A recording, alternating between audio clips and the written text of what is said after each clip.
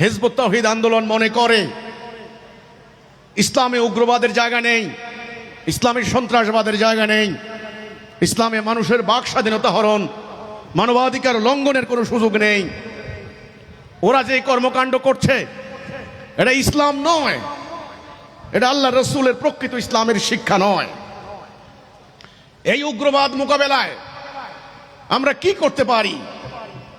আমরা হিজবুত তাওহীদ আন্দোলন পরিষ্কার করে বলতে চাই, যারা পবিত্র কোরআনের ভুল ব্যাখ্যা দিয়ে, উদ্দেশ্যমূলক ব্যাখ্যা দিয়ে রাসূল পাক সাল্লাল্লাহু আলাইহি সাল্লাম শিক্ষার বিপরীতে গিয়ে যারা উগ্রবাদের বিস্তার ঘটাচ্ছেন, তাদের একটা লক্ষ্য আছে, উদ্দেশ্য আছে, সেটা হলো রাজনৈতিক স্বার্থ, রাজনৈতিক উদ্দেশ্য, ব্যক্তিগত স্বার্থ, গোষ্ঠীগত স্বার্থ।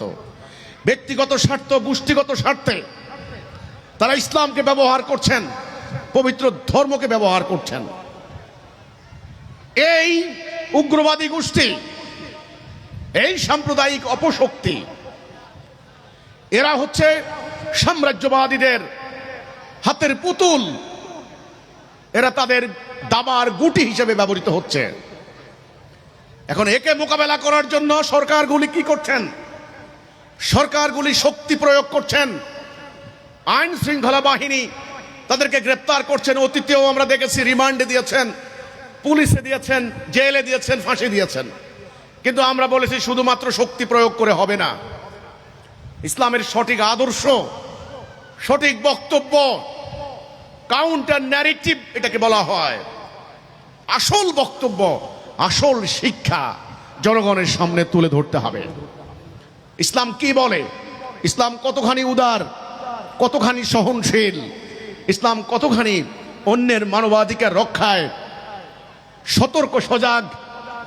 ইসলাম সকল ধর্ম, বর্ণ, গোত্র, সকল মানুষের বাক স্বাধীনতা রক্ষায় কতখানি শ্রদ্ধাশীল।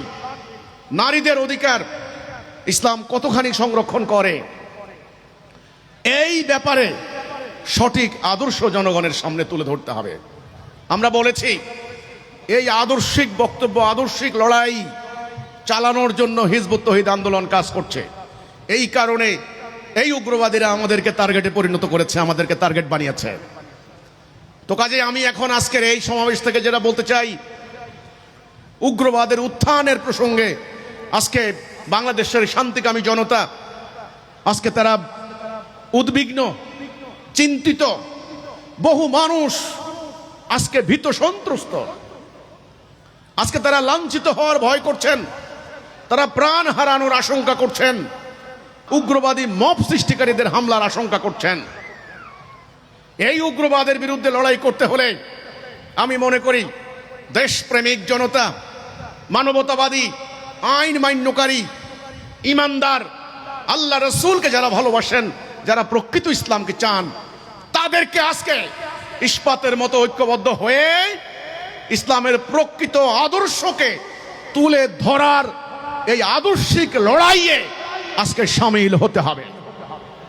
তবে ইনশাআল্লাহ উগ্রবাদের পতন ঘটবে।